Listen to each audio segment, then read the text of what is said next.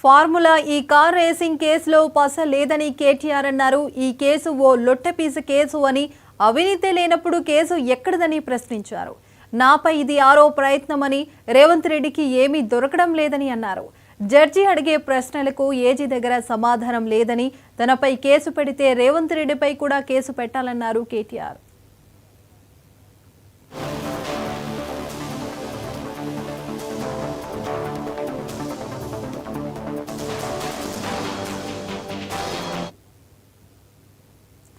ఇదంశం పైన పూర్తి సమాచారం మా తెలంగాణ స్పెషల్ కరెస్పాండెంట్ రాజ్ కుమార్ అందిస్తారు. రాజ్ కుమార్, పర్వీన్ ఫార్ములా ఈ కార్ రేసింగ్ కేసులో పసలేదని కేటీఆర్ అన్నాడు. ఇవి ఈ కేసుకు సంబంధించినటువంటి ఇది ఒక కేసు అని కూడా కొన్ని వ్యాఖ్యలు కూడా చేయడం జరిగింది. అవినీతి లేనప్పుడు కేసు ఎక్కడదని ప్రశ్నించడం జరిగింది. నాపై ఇది ఆరో ప్రయత్నం అని రేవంత్ రెడ్డికి ఏమీ దొరకడం లేదని అన్నారు. దీనికి సంబంధించి జడ్జి అడిగే ప్రశ్నలకు ఏజీ దగ్గర సమాధానం లేదని, తనపై కేసు పెడితే రేవంత్ రెడ్డిపై కూడా కేసు పెట్టాలని కూడా కేటీఆర్ చెప్పడం జరిగింది. దీనికి సంబంధించి ఏదైతే కొన్ని వ్యాఖ్యలు కేసు కోర్టులో జరుగుతున్నా కానీ దీనికి సంబంధించి కొన్ని వ్యాఖ్యలు చేయడం ఇలాంటిది.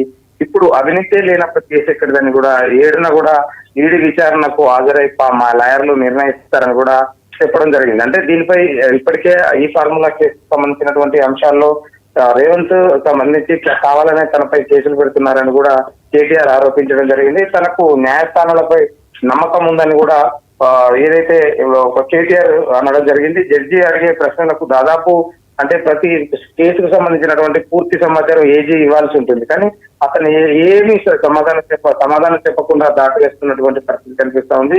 నాపై కేసులు కూడా పెట్టే కావాలని పెడుతున్నారని కూడా కేటీఆర్ కొన్ని వ్యాఖ్యలు కూడా చేయడం జరిగింది. కూడా ఒక్క పైసా కూడా అవినీతి జరగలేదని కూడా ఏసీపీ ఎఫ్ఐఆర్ లో తప్పుడు కేసు పసలేదని, కేసీఆర్ ను ప్రజల్లో ఎప్పుడు రావాలో అప్పుడే వస్తారని, పార్టీ మారిన ఎమ్మెల్యేలపై సంక్రాంతి తర్వాత సుప్రీంకోర్టుకు వెళ్తామని కూడా కేటీఆర్ కొన్ని వ్యాఖ్యలు చేయడం జరిగింది. అంటే దాదాపు గత ఏదైతే ఓటమి తర్వాత కేసీఆర్ ఇప్పటి వరకు కూడా బయటికి రాకపోవడం, ఎప్పుడు వస్తారా, జిల్లాల పర్యటన ఎప్పుడు చేస్తారా, ప్రజల సమస్యల కోసం ఎప్పుడు పోరాడతారా అని చూస్తున్న తరుణంలో తన సరైన టైంలో కూడా వస్తారని కూడా కేటీఆర్ చెప్పడం జరిగింది.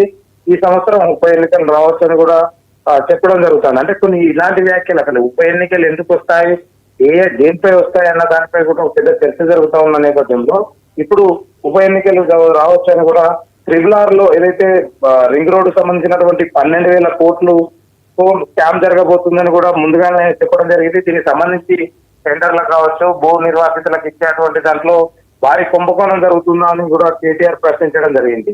దీనికి సంబంధించి అంటే తనపై ఫార్ములా ఈ కేసులో సంబంధించినటువంటి అందులో నేను నా ప్రమేయం ఎలాంటిది అసలు దాంట్లో ఎలాంటి అది లేదని కూడా కేటీఆర్ కొన్ని వ్యాఖ్యలు చేయడం జరిగింది. అటు రాష్ట్ర ప్రభుత్వంపై కూడా నూతన సంవత్సరం వేళ కొన్ని విమర్శలు కూడా చేయడం జరిగింది.